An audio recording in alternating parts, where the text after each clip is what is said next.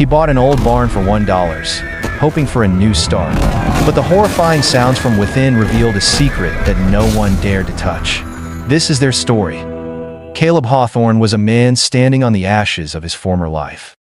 The family farm, a place of sweat and memory passed down through 3 generations, had been swallowed whole by the bank, a casualty of a bad harvest and a worse drought. All he had left was the callous skin on his hands, a stubborn refusal to be broken, and the last silver dollar in his pocket, a coin that felt less like money and more like the cold, heavy weight of his failure. It was this desperation that led him to the office of Marcus Blackwood, a land baron whose wealth was built upon the misfortunes of others.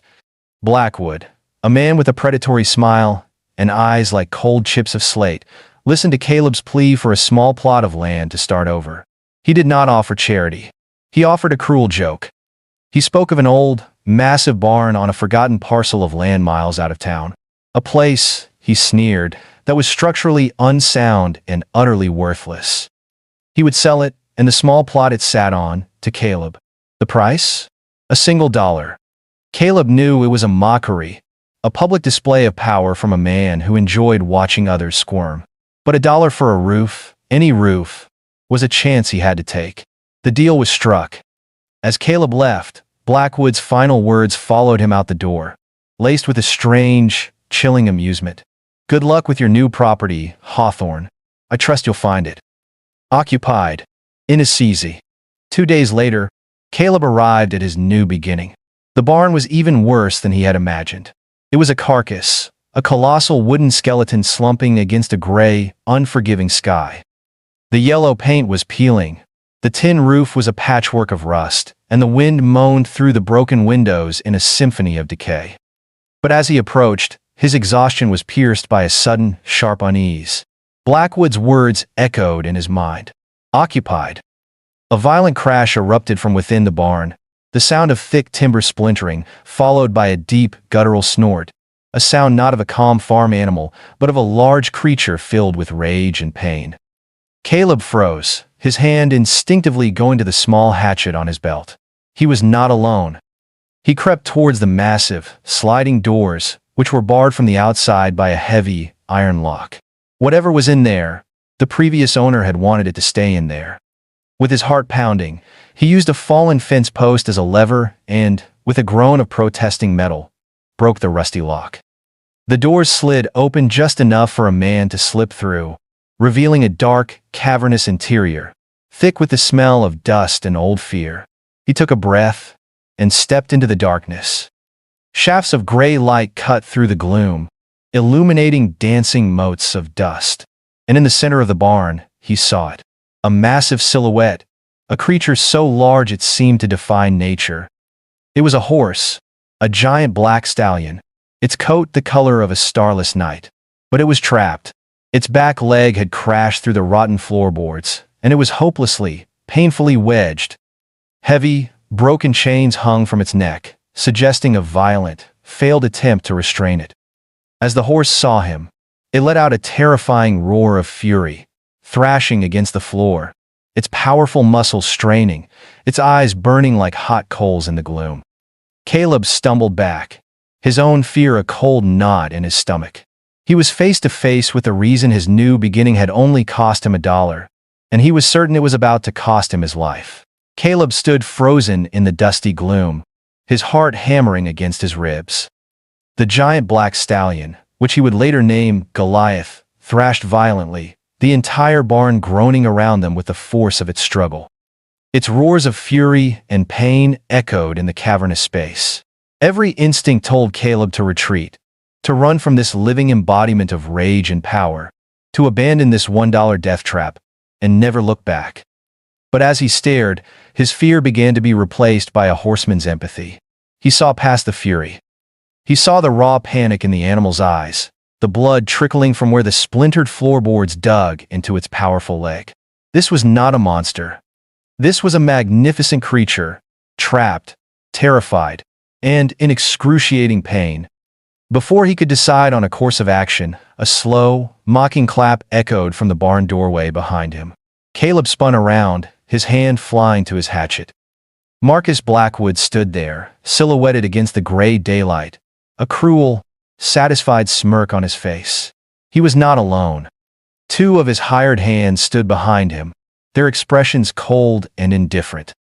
"Well, now, Hawthorn, it seems you've met the Barnes' permanent resident. A magnificent beast, isn't he? A bit of a temper, I'm afraid." You knew he was in here." "Of course I knew. I'm the one who put him in there. Or rather, my men did. Couldn't get the brute out after his leg went through the floor. A pity. He belonged to the old man who owned this place before me. A fool who valued horses over profit." Blackwood took a step inside, his expensive boots crunching on the debris. He never took his eyes off the struggling horse, but his words were for Caleb. "I sold you the barn, Hawthorn, a structure of wood and tin. I never said a thing about the beast inside. He is not part of the deal. He is a problem. My problem, which I am now generously allowing you to solve." The full, cruel weight of the bargain crashed down on Caleb. Blackwood hadn't just sold him a worthless barn. He had sold him a death trap, a deadly puzzle. He had left a dangerous, trapped animal for Caleb to deal with, knowing it would either kill him or force him to abandon the property, allowing Blackwood to reclaim the land for free. "What do you want, Blackwood?" "Want? I want nothing. I'm a simple businessman, but I will offer some free advice. A bullet is the cheapest solution. Put the animal out of its misery. Or, try to be a hero. Either way, the problem solves itself. Good day to you." And with that, Blackwood turned and walked away, his laughter echoing back into the barn. He had left Caleb with an impossible choice. He could kill this magnificent creature, an act that went against every fiber of his being. Or he could risk his own life to attempt a rescue that seemed utterly hopeless. As he looked from the empty doorway where the villain had stood to the terrified, pained eyes of the trapped giant, Caleb knew that his new life had begun not with a foundation, but with a test. A test of character, a test of courage. As the sound of Blackwood's departing horses faded, an unnerving silence settled over the barn. It was just him and the beast. The weight of Blackwood's cruel challenge hung in the dusty air. A single bullet. It would be so simple. An act of mercy, some might say. An end to the animal's suffering and a quick, clean start for himself. He looked at the horse, at the raw power in its thrashing, at the sheer, terrifying force of its panic. His own survival screamed at him to take the easy way out. But then he looked deeper. He saw the intelligence in the horse's eyes, the desperate will to live. He saw a creature that was not a monster, but a victim, trapped and terrified.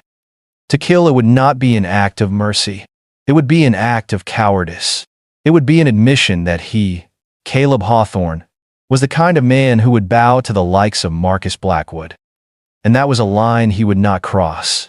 In the quiet of the decaying barn, he made his choice. He would not kill the horse.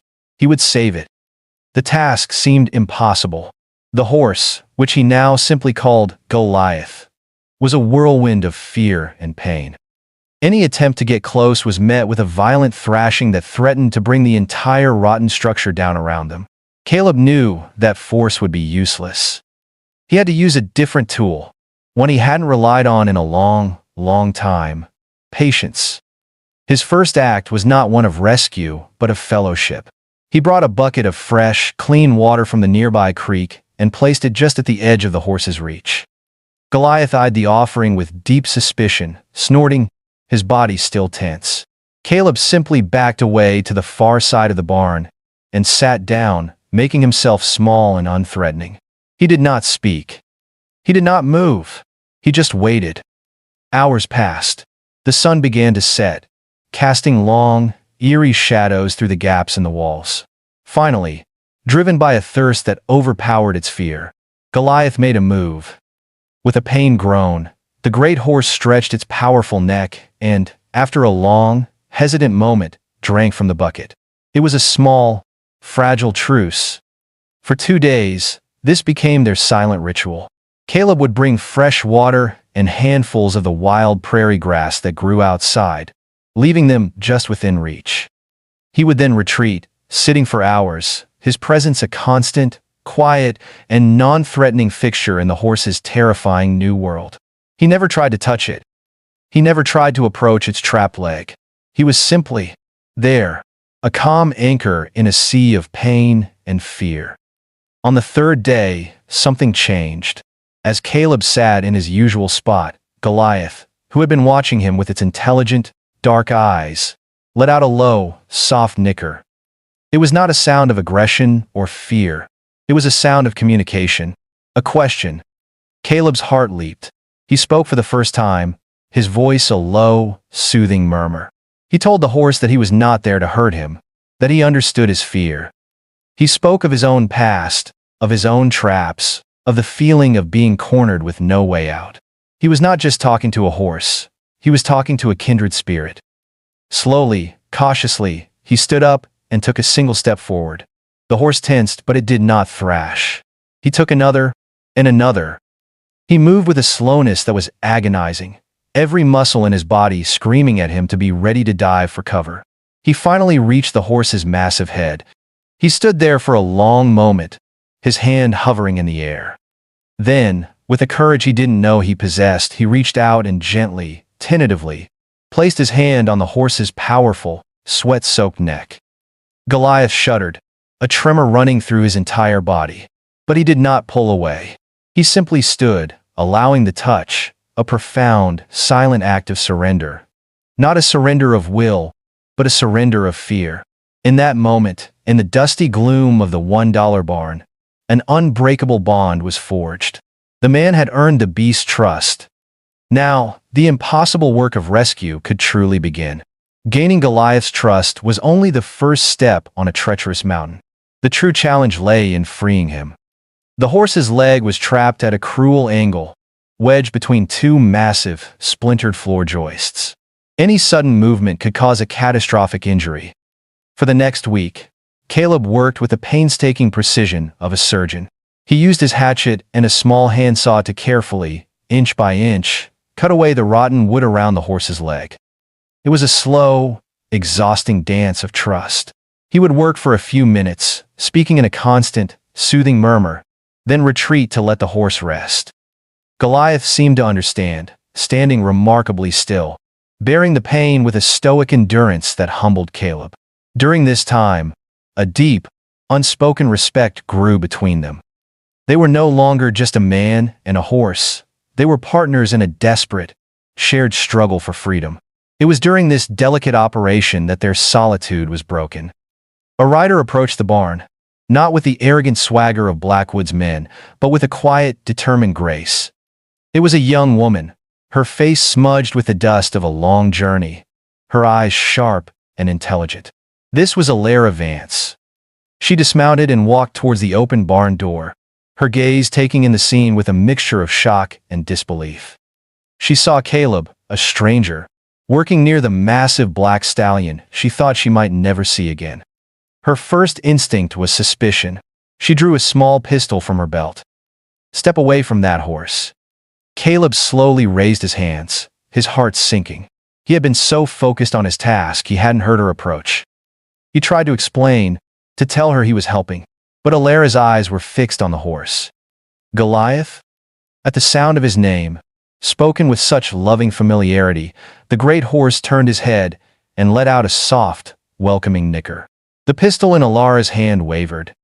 She looked from the horse's clear, trusting eyes to the gentle, patient way Caleb was working, and her suspicion began to melt away, replaced by a wave of confusion and overwhelming relief. She lowered the gun. Over the next hour, as Caleb continued his careful work, she told him her story. She was the daughter of the barn's previous owner, a master horse breeder named Samuel Vance. Goliath was not just any horse. He was her father's masterpiece, the prize stallion of a new, powerful breed he had spent a lifetime creating. She explained that her father was not a wealthy man, but he had a treasure far more valuable than gold, a small herd of the finest breeding mares in the territory. Marcus Blackwood, a man who coveted not just land but also prestige, had tried for years to buy the breeding program from her father, but Samuel had always refused. His horses were his life's work, his legacy. They were not for sale. 6 months ago, her father had passed away suddenly from a fever. Elara, his sole heir, had been left to manage the ranch. Blackwood had seen his chance. He had used her grief and inexperience, tangling her in a web of legal debts and predatory loans until she was forced to sell the ranch to him to avoid ruin.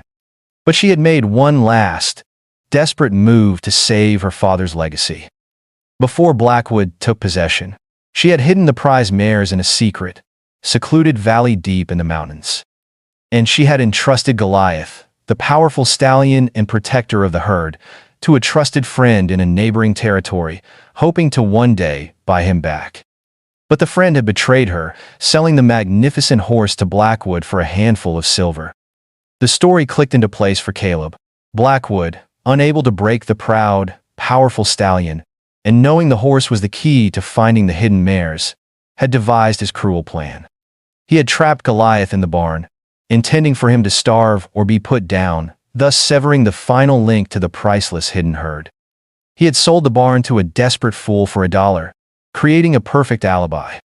Caleb looked at the determined young woman before him, and then at the magnificent horse he was painstakingly trying to free. His simple act of kindness had unwittingly placed him at the center of a high-stakes battle for a fortune. He was no longer just saving a horse. He was now the unlikely guardian of a secret legacy, and the only ally this brave, embattled woman had against a powerful and ruthless enemy. Elara's story transformed the dusty barn from a simple place of rescue into the front line of a silent war. Every splinter of wood Caleb cut away, every inch of freedom he gave to Goliath, was an act of defiance against Marcus Blackwood's greed. With Elara's help, providing leverage with a long timber, the work went faster. She spoke to Goliath constantly in a low, soothing voice, her presence calming the great horse as Caleb worked on the final, crucial support beam. With a final, sharp crack of splintering wood, it was done. The last of the floorboards gave way, and Goliath, with a great, groaning effort, pulled his leg free. He was lame, favoring the injured limb, but he was free. He stood in the center of the barn, his massive frame filling the space, and let out a long, powerful whinny, not a cry of anger, but a triumphant roar of liberation that seemed to shake the very foundations of the old barn. Caleb and Elara watched, their hearts swelling with a shared sense of victory. But their work was not over. As they prepared to lead the stallion out into the sunlight for the first time in weeks, Goliath did something unexpected. Instead of moving towards the open main doors, he turned and limped determinedly towards the dark, cavernous back wall of the barn.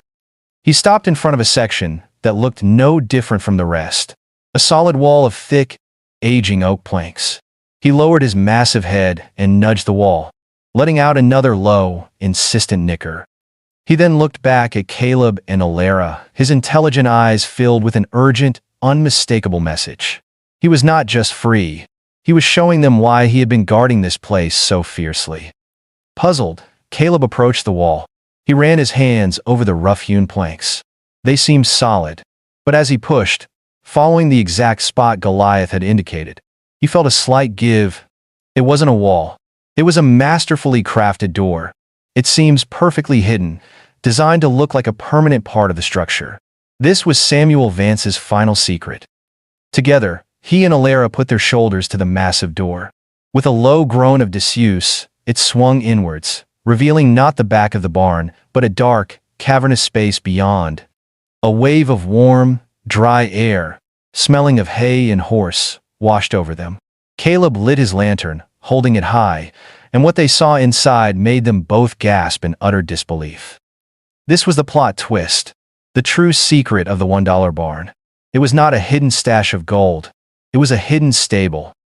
A massive, secret corral, ingeniously built into the back of the barn, invisible from the outside. And it was not empty.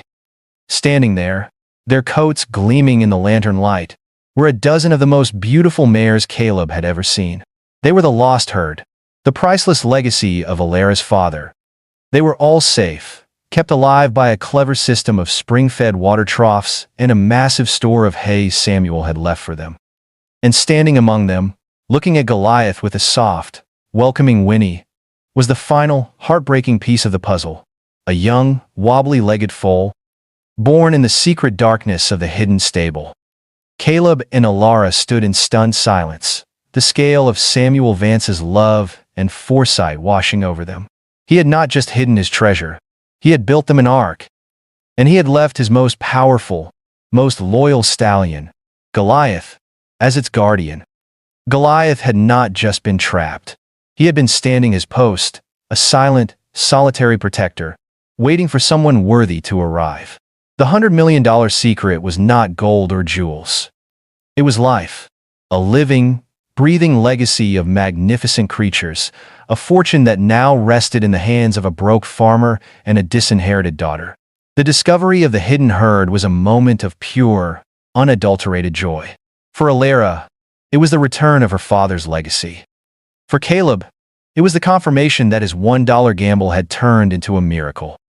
They spent the rest of the day in a whirlwind of activity, leading the magnificent mares and the new foal out into the sunlight, their spirits soaring with the promise of a new future. But their celebration was short-lived. Marcus Blackwood was not a man to accept defeat. He had been watching. From a distant ridge, he had seen the impossible sight. Not just the devil horse walking free, but a dozen other prize animals emerging from the barn he thought was worthless. He realized, with a sickening lurch of greed, that he had been outsmarted, that the true treasure had been under his nose the entire time. And if he couldn't have it, no one would. As twilight fell, casting long, ominous shadows across the ranch, Blackwood and his men returned. They did not come for a negotiation. They came with fire. They rode in fast, torches held high, their faces illuminated by a hateful, destructive glee. They began to hurl the torches onto the dry, aging wood of the massive barn. The old structure, tinder dry after decades under the prairie sun, caught fire with terrifying speed. Flames licked up the walls, a roaring, orange monster consuming the very place that had been their sanctuary. Caleb and Elara, who were in the main house, rushed out, their hearts seized with horror. Their first thought was for the horses. While the mares were safe in the outer corral, Goliath, his legs still injured and needing rest, had been led back into his familiar stall inside the main barn. He was trapped in the inferno. This was Caleb's all-in moment. The fire, the smoke, the smell of burning wood, it was a horrifying echo of the night that had stolen his own family, his greatest trauma brought back to life. Every instinct for self-preservation screamed at him to stay back, to save himself. But he looked at Elara's terrified face, and he thought of the magnificent creature that had trusted him. He would not let another fire take away his new family. He grabbed a wet blanket and, without a second thought, charged into the burning barn. The heat was a physical blow, the smoke a choking, blinding fog. He could hear Goliath's terrified screams, the sound of the great horse thrashing in his stall. He fought his way through the collapsing structure, embers raining down around him, and finally reached the stall. He threw the door open, his eyes streaming, and worked to free the panicked, trapped animal, the flames closing in around them, sealing their fate within the roaring inferno. Inside the inferno, time seemed to slow to a crawl. The roar of the flames was a deafening monster, the heat scorching Caleb's skin. He managed to get the lead rope on Goliath, but the horse, wild with terror, refused to move towards the main entrance, which was now a wall of fire. Just as Caleb thought they were lost, a massive burning beam crashed down from the ceiling, blocking their only escape route completely. They were trapped. From outside, Blackwood laughed, a triumphant, cruel sound cutting through the roar of the fire. But he had underestimated the bond between the man and the horse, and the intelligence of the great stallion. Goliath, seeing the path forward blocked, spun around, his eyes wild. He was not just a victim, he was a protector. He seemed to know their only hope lay behind them. With a roar that was part terror and part pure, unadulterated power, Goliath charged. Not at the fire, but at the weaker back wall of the barn, the same wall that had once hidden the secret stable. The giant horse, fueled by adrenaline and a primal trust in the man clinging to his back, smashed through the aging planks in a spectacular explosion of wood and flame. carrying them both to safety just as the main roof collapsed behind them in a shower of sparks and ash. They emerged into the cool night air, coughing, covered in soot, but alive and free. Blackwood and his men stood in stunned silence. Their victory turned to ash. But their shock quickly turned to fear as the sound of approaching hoofbeats grew louder, coming not just from one direction, but from all around. The fire, a massive beacon on the dark prairie, had not gone unnoticed. The local sheriff and a posse of ranchers, alerted by the blaze, were riding down on them, their rifles glinting in the firelight. Caught in the act, surrounded, Blackwood and his men threw down their weapons, their reign of greed finally at an end. 2 years later, the ashes of the old barn had given rise to a new legacy. The Vance Hawthorn Ranch was now the most respected breeding establishment in the territory. Using the wealth from the prize herd, Elara and Caleb, now married, had built a new, beautiful home. The barn they had built was a masterpiece of design, a safe and loving home for their magnificent horses. Marcus Blackwood was serving a long prison sentence for arson and horse theft. And the story of the $1 barn and the hidden herd had become a local legend, a tale of hope, courage, and the unbreakable bond between a man, a woman, and a horse. Every evening, Caleb and Elara would walk to the pasture to see Goliath. The great black stallion was now the proud, calm leader of his herd, his days of pain and fear a distant memory. He would always greet them with a soft, welcoming nicker. Caleb would often say that the fire had been a blessing in disguise. It had destroyed the past, but in doing so, had cleared the way for a future he never thought possible. He had paid $1 for a pile of rotting wood, and in return, he had been given a fortune, a family, and a home. The $1 barn had not been the end of his story, but the spectacular, fiery, and beautiful beginning.